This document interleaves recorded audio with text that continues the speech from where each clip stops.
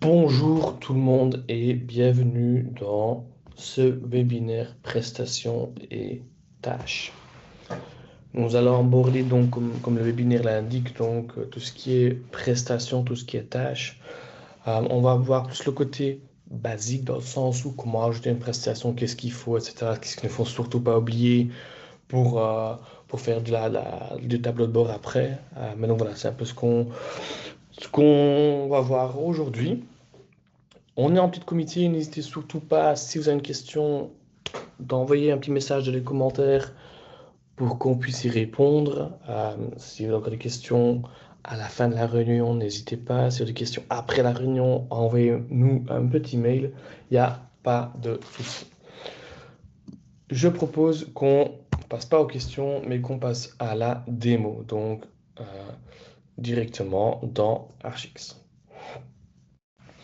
Alors, pour voir une prestation, on va d'abord aborder le sujet prestation. Donc d'abord, qu'est-ce qu'on a besoin? Comment est-ce qu'on fait une prestation? Qu'est-ce qu'on ne peut certainement pas oublier? Euh, pour faire des prestations, ben, il nous faut bien entendu un projet et des phases. Jusque-là, j'espère que vous avez quand même cette connaissance d'Archix pour créer un projet. Je regarde un peu les noms qui sont devant moi. Je n'hésite pas du tout. Donc voilà, on va parler plus dans les paramétrages vraiment de prestations. Donc qu'est-ce qu'il nous faut? Ben, tout bêtement, il nous faut des types de prestations. Vous êtes dans un environnement de démo, donc ça veut dire que voilà, type de prestation, administration, dessin, gestion, réunion, ben, c'est très simple, c'est des prestations de base. Vous en avez plus, vous en avez moins.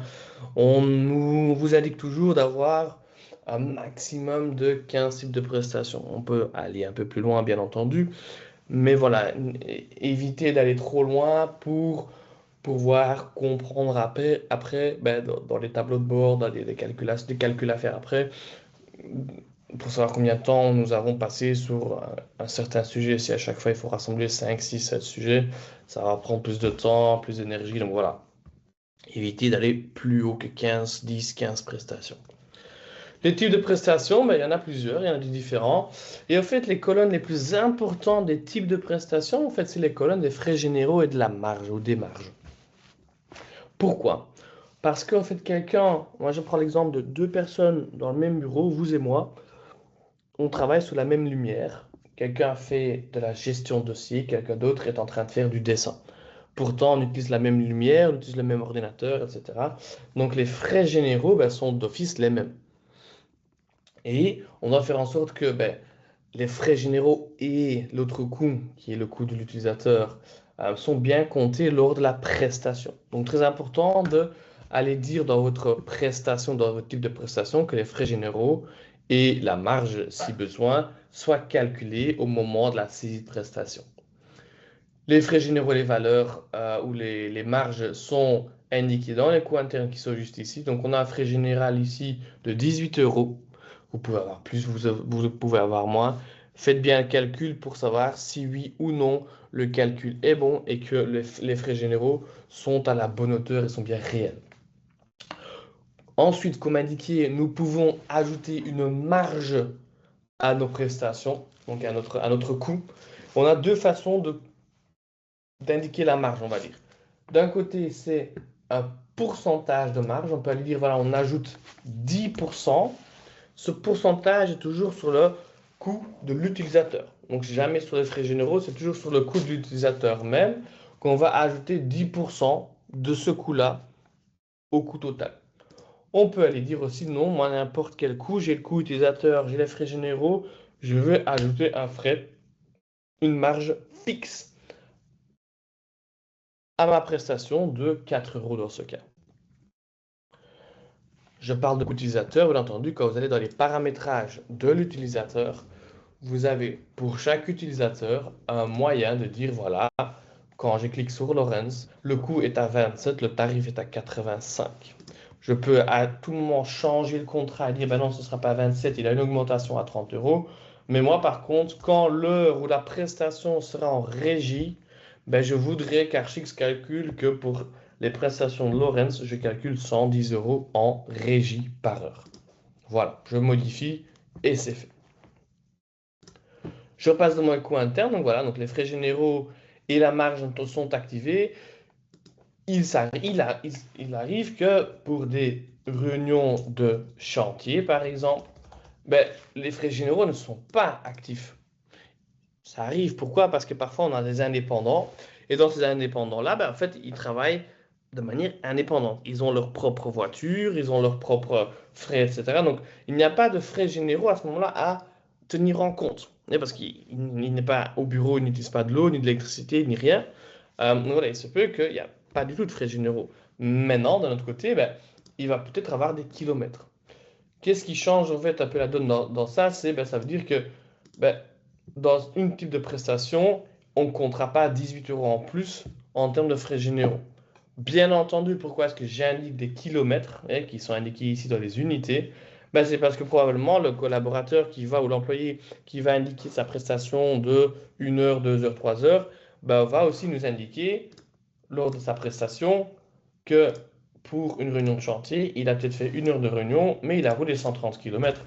Et pour vous, ce sera un coût, pas directement, mais à la fin du mois, votre employé qui est peut-être indépendant, c'est pas un employé à ce moment-là, c'est un collaborateur, ben, vous facturera les kilomètres qu'il a parcourus, bien entendu.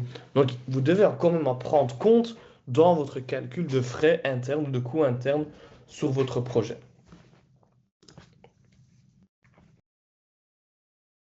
Base des prestations, on a besoin donc du coût utilisateur, des frais généraux avec une marge si possible ou si besoin, et d'autant plus, bien entendu, bien indiqué que pour chaque type de prestation, il y a des frais généraux, il y a des marges à tenir en compte, des unités si besoin, et voilà. On peut aussi les forcer le coût, forcer le tarif, c'est très rare. Ça veut dire que parfois, pour un dessin, si vous dites au client, voilà, pour un dessin, nous, on demande d'office 500 euros. Voilà. Ça veut dire que n'importe quel tarif indiqué, ce sera d'office 500 euros pour le type de prestation de dessin. C'est très rare, mais vous pouvez donc d'office aller indiquer que ce sera ce tarif-là. Comment est-ce qu'on ajoute maintenant une prestation? Ben, c'est très simple, hein. On va dans prestation, on va se dire qu'on ajoute une prestation et qu'est-ce qui se passe? On prend la date, il prend le projet dans lequel on est, qui est Villaroma Spanisia, et on est dans la phase d'études préliminaires.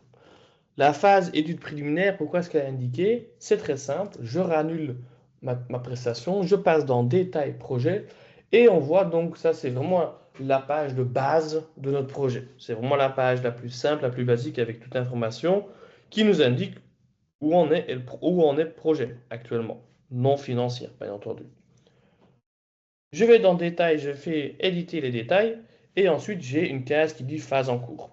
Très important, très facile d'ailleurs, parce que ça veut dire que si le projet change de phase, qu'on a passé l'étude, qu'on a passé l'avant-projet sommaire et qu'on passe sur l'avant-projet détaillé, j'indique cela ici, je fais un petit sauver, je repasse en prestation, je rajoute une prestation et là du coup la phase est en avant-projet détaillé.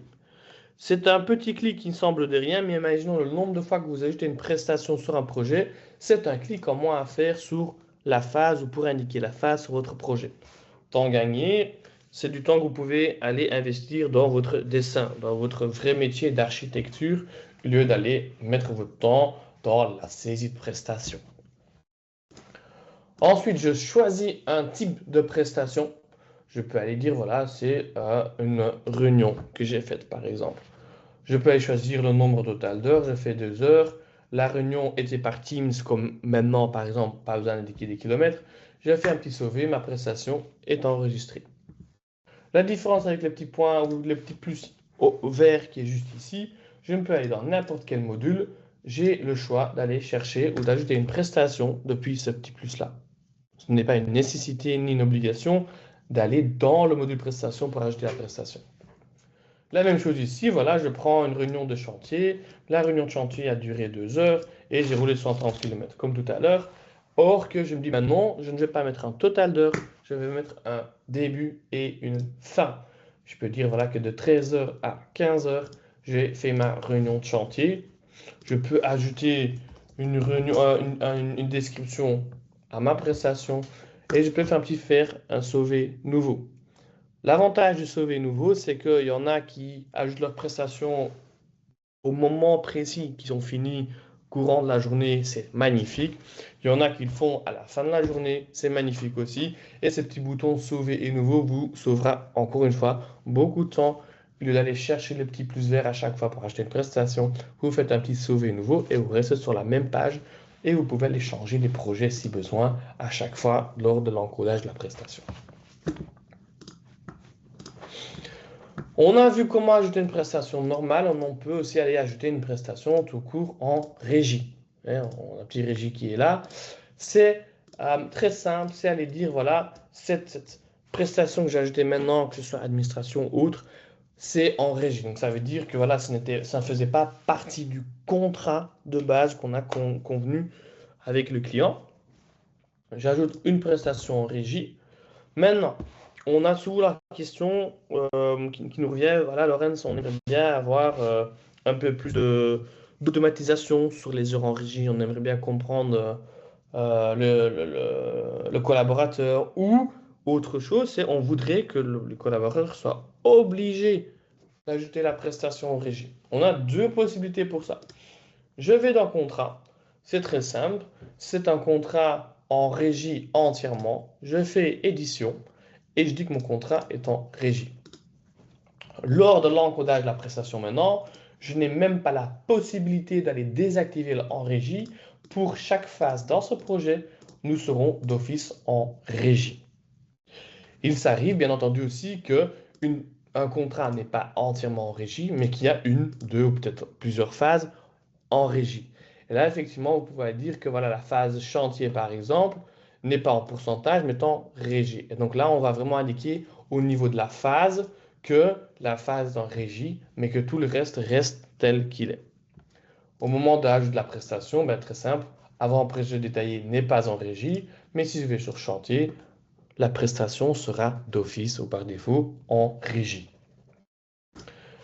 On a une dernière question qui s'avère surtout là-dessus, c'est pourquoi ou comment est-ce que mon collaborateur peut être certain que ce soit en régie si moi je ne l'indique pas, comment est-ce qu'on peut être sûr qu'on ne perd pas d'heures euh, de régie. Ben voilà, c'est très simple, c'est si votre collaborateur ne sait pas si dans la phase avant projet détaillé, le cinquième dessin est en régie, c'est un exemple, ben c'est très simple, moi je vous dis toujours, lors de l'encodage de la prestation pour les collaborateurs, si le collaborateur ne le sait pas, s'il y a un doute, s'il hésite, ben c'est très simple.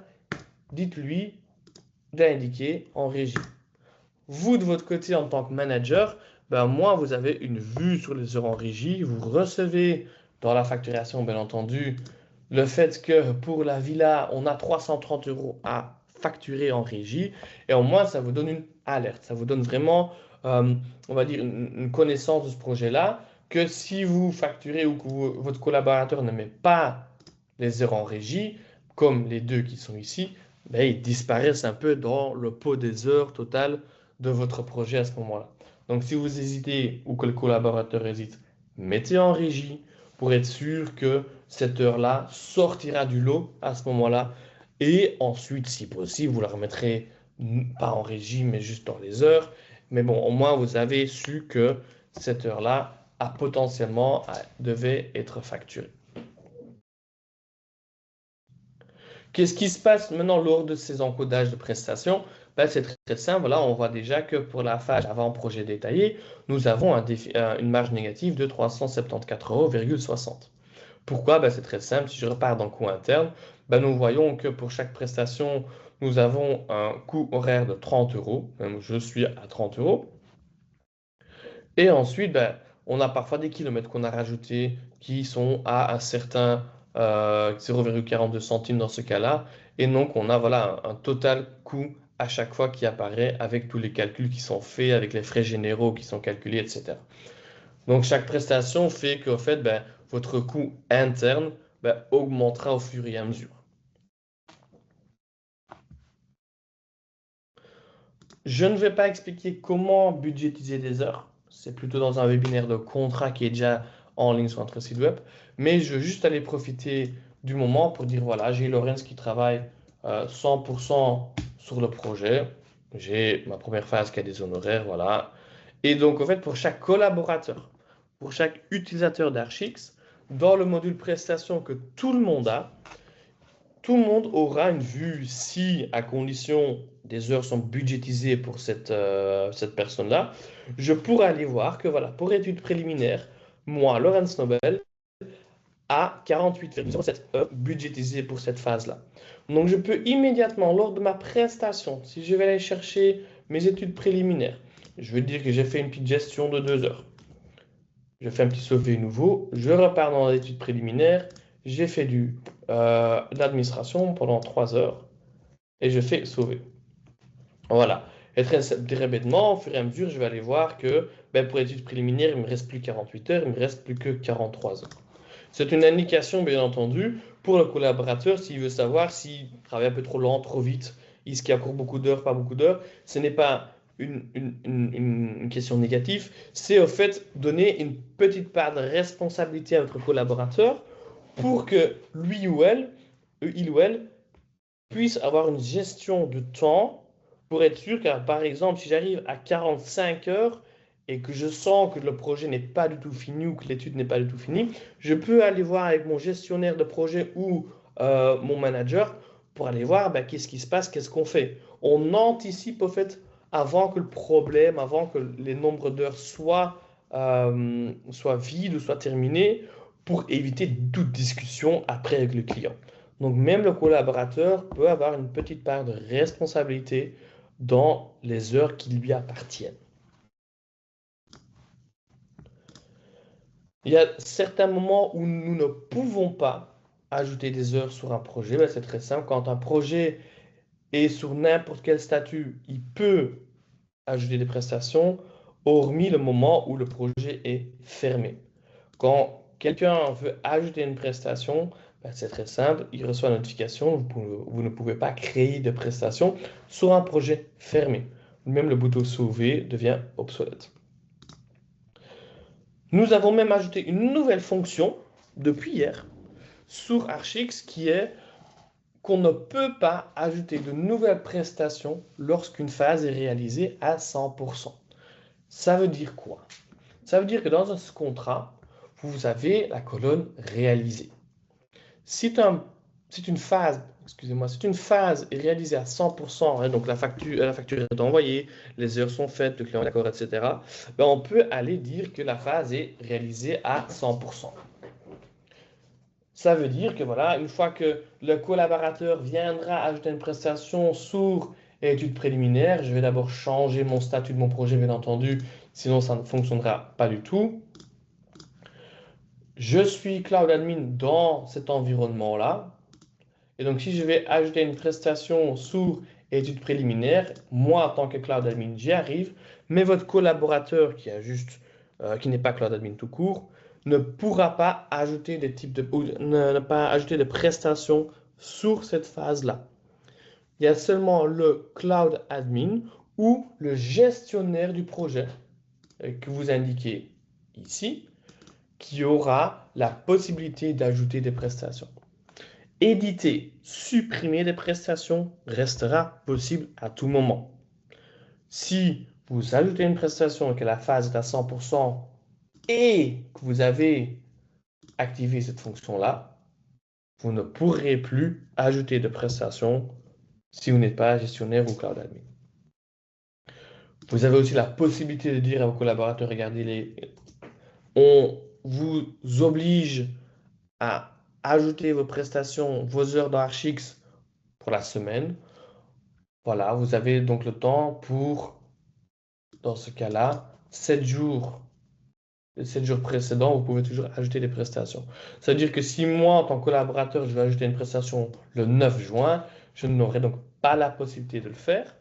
Et donc, je devrais aller voir mon cloud admin pour ou bien lever cette restriction, ou bien que lui ou elle devra ajouter la prestation à ma place.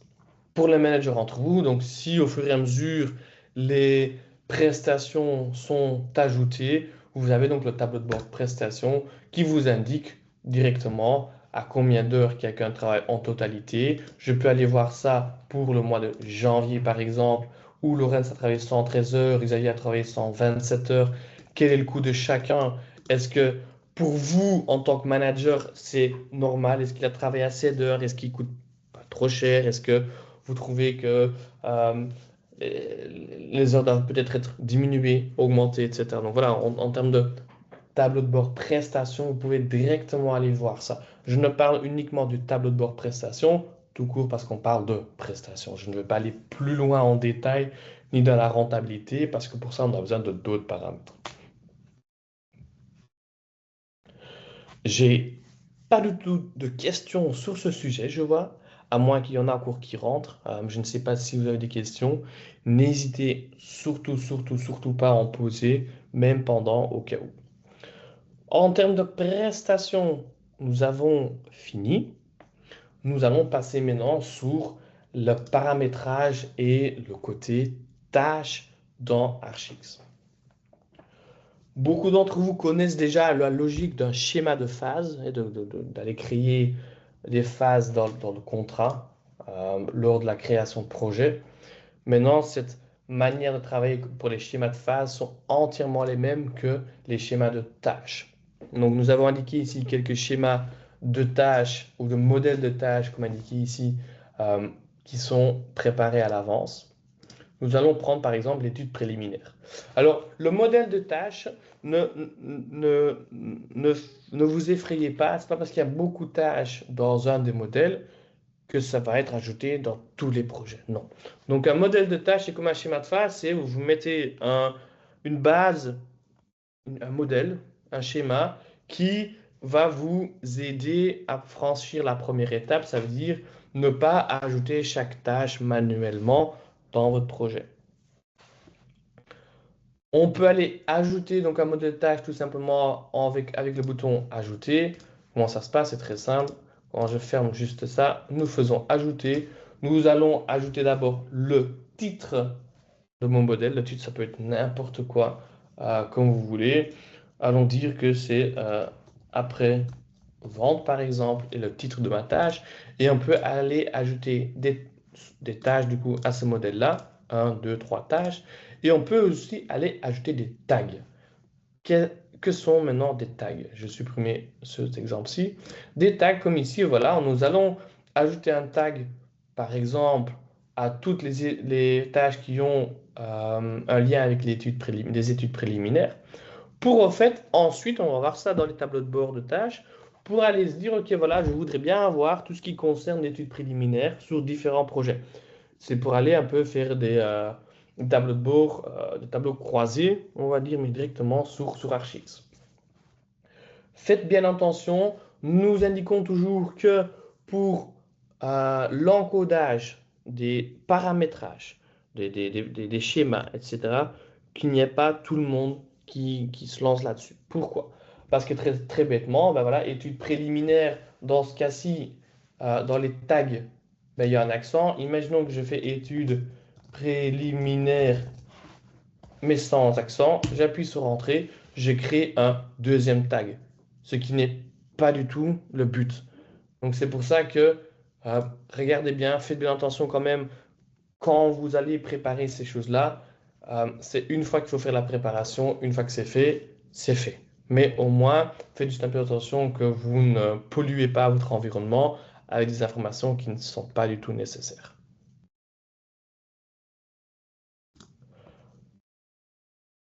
Ensuite, voilà, dans nos modèles de tâches, nous avons beaucoup de tâches et nous allons donc aller indiquer ou ajouter des tâches dans notre projet. Nous avons deux manières d'ajouter nos tâches. On peut lire, voilà, tout bêtement, étude à faire, voilà, hop, je mets ça comme tâche. Ça, c'est ajouter une tâche manuelle.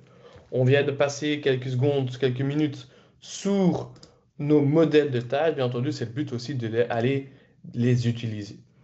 Tout simplement, j'appuie ici sur modèle de tâche.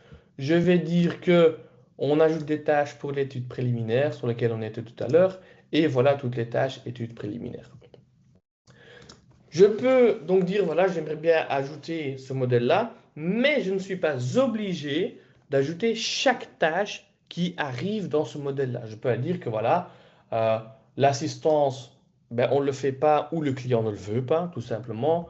L'enveloppement budgétaire, c'est pas à nous de le faire. Et les recherches administratives non plus.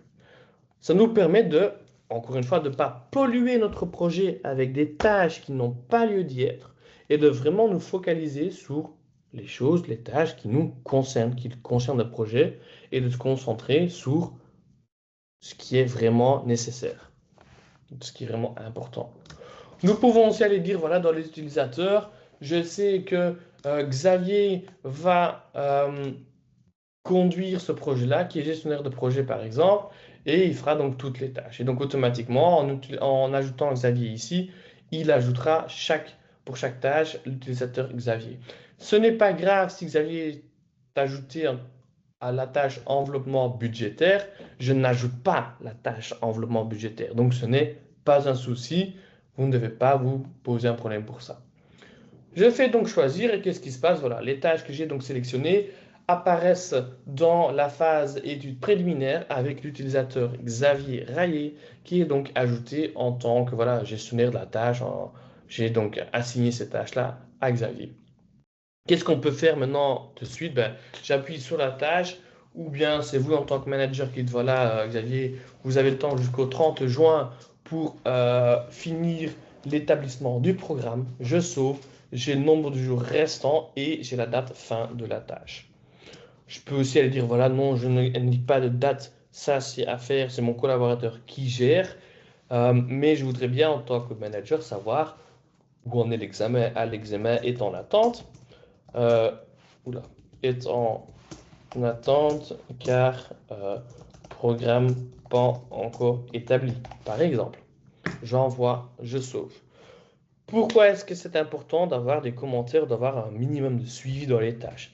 Imaginons, nous prenons le scénario, le pire scénario, on va dire, c'est le collaborateur Xavier, demain, voilà, il est hospitalisé, il n'est pas là, il ne peut pas nous indiquer comment va le projet.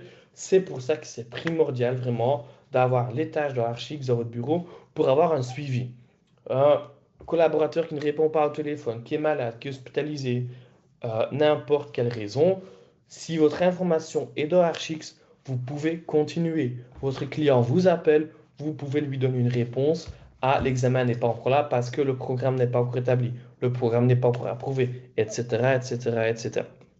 Donc, ça vous aide vraiment à suivre votre projet et de pouvoir anticiper même sur le suivi du projet, le déroulement du projet. Et si quelqu'un n'est pas là, est absent, ben, au moins vous pouvez reprendre la main sur le projet. Vous avez aussi la possibilité d'ajouter des priorités. Voilà, les priorités qui sont hauts, par exemple. Je peux aussi aller les changer directement ici. Si je dis, ben non, en fait, l'établissement du programme est en priorité basse, par exemple. On peut aller changer le statut. Le statut se fait ou bien par ici, ou bien encore une fois, quand on appuie sur la tâche, on peut aller changer le statut directement là-bas. Voilà, donc on peut aller vraiment changer chaque donnée.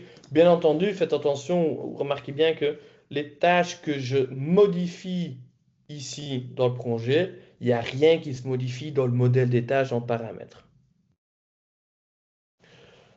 Sachez aussi que voilà, c'est une indication, mais c'est quand même assez important parce que je vois un petit commentaire qui apparaît. Les prestations, donc tout le monde a accès au module prestations, c'est notre module de base, notre abonnement de base. Pour les tâches, il faudra monter d'un abonnement qui s'appelle le Start chez Archix. C'est à partir du Start qu'on aura accès aux tâches dans Archix.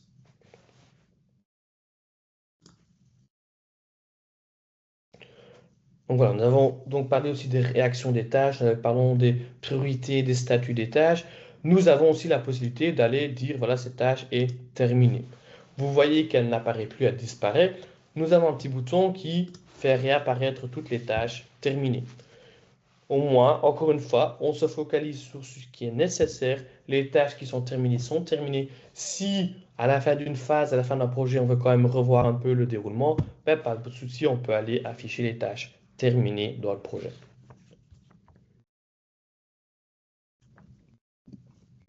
Maintenant, les tâches du projet, ben, c'est dans le nom, hein, c'est les tâches pour un projet, bien entendu. Nous avons aussi le rapport des tâches. Alors, le rapport des tâches, c'est vraiment quelque chose qui est unique. Je veux dire que pour tout collaborateur dans votre entreprise ou dans votre boîte d'architecture, chaque collaborateur peut avoir des rapports des tâches. Le module des rapports des tâches peut être différent pour tout le monde. Je peux avoir 3 rapports, mon collaborateur peut en avoir 10, l'autre collaborateur peut en avoir un, il y en a qui peuvent avoir rien du tout. Donc vraiment, c'est très très variable. Comment est-ce qu'on ajoute, comment est-ce qu'on supprime un rapport de tâche? Ben, c'est très simple, je vais ici sur le bouton et je vais dire que je lui dis là, j'en ai plus besoin, j'en ai plus besoin, j'en ai plus besoin. Ah, j'ai appuyé trop vite, je rajoute un bloc de tâches. Je sauve ma mise en page et ensuite, voilà, c'est à moi d'aller filtrer. Qu'est-ce que je veux voir? Comment est-ce que je veux le voir? C'est très simple. Je vais sur ce petit bouton-là et ensuite, c'est à moi de le faire. Ah, j'aimerais bien aller voir toutes les tâches qui correspondent à Xavier. J'enlève juste les autres filtres, on y reviendra juste après. Je fais sauver, voilà, donc ça c'est toutes les tâches pour Xavier. Bien entendu, on s'en fout un peu, on n'a pas besoin des tâches terminées. On n'a pas besoin d'avoir ça dans la liste des tâches à faire pour Xavier. Donc effectivement, on va aller dire toutes les tâches qui sont à faire, en cours et en attente, bien entendu. Je change et là j'ai déjà un petit changement dans mon paramétrage. Je ne suis pas assez satisfait parce que dans mon rapport des tâches, moi je suis quelqu'un qui aime bien d'avoir tout dans l'ordre chronologique. Et si on voit que le 31 du 1 2027 arrive avant le 30 du 4 26, je reviens dans mon filtrage et je dis ben non, je voudrais bien trier sur la date de fin. Je fais un petit sauver et là je vois donc ma tâche qui est ou bien issue ou bien dans le futur proche sera en premier que ceux qui sont vraiment dans le futur lointain, dans une autre année par exemple, reviendront au bas de la liste. Nous avons parlé de tags tout à l'heure. Voici donc la solution pour les tags. Là, nous avons demandé toutes les tâches de Xavier pour tous les projets sur ces 3 statuts-là. Je peux demander à Archix de me dire, voilà, j'aimerais bien avoir tout ce qui correspond au chantier, avec le tag chantier, mais sur tous les projets avec ces 3 statuts-là, avec mon type de tri qui est toujours actif. Je fais un petit sauver et là, voilà, pouf. Ma liste se rétrécit énormément. Je n'ai pas plusieurs pages, j'ai qu'une page avec 6 tâches qui s'affichent. Et donc, ces 6 tâches-là sont donc bien sous Xavier Rayé avec le tag chantier et je peux donc aller voir directement pour quel projet c'est, où est-ce que ça en est. Pour me faciliter la vie, c'est très simple, je veux dire que ça, c'est les tâches de Xavier correspondent donc à tout ce qui est chantier, par exemple. Donc, mon nom de mon rapport de tâches changera, qui m'indiquera moi-même déjà très vite quelles sont ces tâches-là, où est-ce qu'on en est, et ça parle de ça. Donc voilà, c'est juste pour faciliter un peu la vie. Ensuite, nous avons l'activité récente. Qu'est-ce que l'activité récente? C'est très simple, c'est chaque commentaire que je vais faire sur une tâche, chaque fois que je vais changer les indications, les indicateurs, les dates, etc. de la tâche, en fait, ça viendra ici. Et donc, vous-même, vous pouvez savoir, grâce aux initiales, que, voilà, pour le projet Villa Roma Spanisia, une nouvelle tâche, examen, souhait, document, maître d'ouvrage a été ajouté, un nouveau commentaire a été ajouté, etc. Ça vous donne directement, en fait, un suivi très light sur, ce projet-là, on a fait quelque chose. On a fait un contact, on a contacté ce projet-là pour X ou Y raison. Donc voilà. Si vous le voulez, vous laissez. Si vous ne voulez pas, c'est la même manière. On va là-dessus. On fait suppression d'activité récente. Je sauve la mise en page. Et voilà.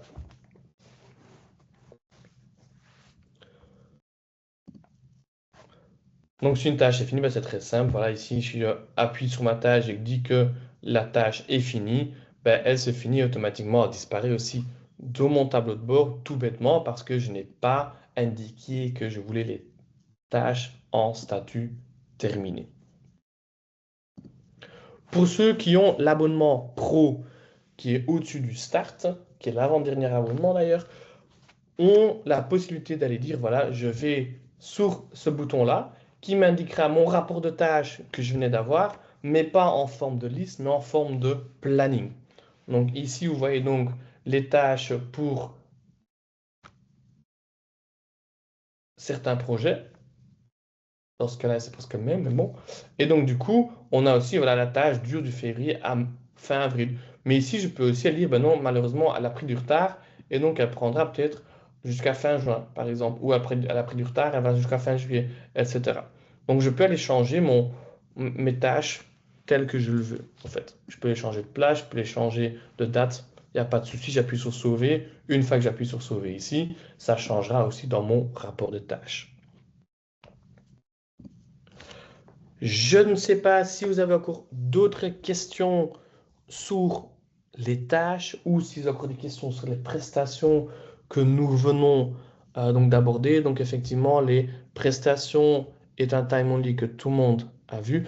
Vous n'avez pas vu où j'ai cliqué pour le planning. En fait, c'est le petit bouton qui est juste là, entre exporter et, j'ai perdu le mot, mais le paramétrage des rapports des tâches. Vous appuyez et vous arrivez. La même chose arrive que si vous êtes dans un module et que vous arrivez sur planning, vous pouvez aller venir sur tâche qui est entièrement le même, mais à ce moment-là, c'est ou bien à vous d'aller sélectionner un rapport de tâches, ou bien de faire un nouveau filtrage depuis le planning directement, d'aller dire, voilà, j'aimerais bien avoir toutes les tâches chronologiquement qui sont à faire.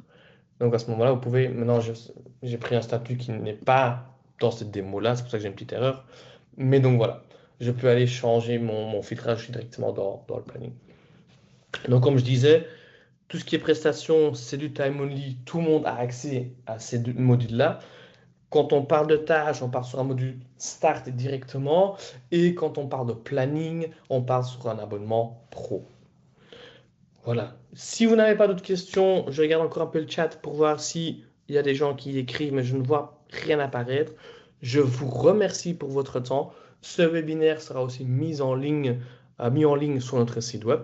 Ah, je vois que on a une nouvelle question. Bonjour, vous que vous avez parlé des tableaux croisés, allez-vous ou vous avez déjà fait une formation là-dessus? Sur les tableaux croisés, pas spécifiquement. Il y a peut-être dans quelques webinaires où on parle des tableaux de bord avec le contrat en même temps. Mais si vous voulez avoir une formation, n'hésitez surtout pas à m'envoyer un petit mail ou envoyer un petit mail au support qui apparaîtra juste ici, sur lequel voilà, vous avez donc l'adresse mail pour envoyer un petit mail à notre support pour avoir plus d'informations, une formation sur les tableaux croisés par exemple. Donc voilà. Je vous remercie pour votre temps. N'hésitez pas sur une question, c'est le moment. Sinon, je vous souhaite une très belle journée. Le webinaire apparaîtra aussi en ligne sur le site web, comme j'ai évoqué tout à l'heure. Et merci. Alors, pas d'infos sur les métriques, non, pas du tout. On est sur un webinaire vraiment prestation et tâches. Donc, ça n'a pas d'occurrence sur les métriques ni sur les cahiers de charges. Si vous avez des questions là-dessus, encore une fois, n'hésitez pas à envoyer un petit mail.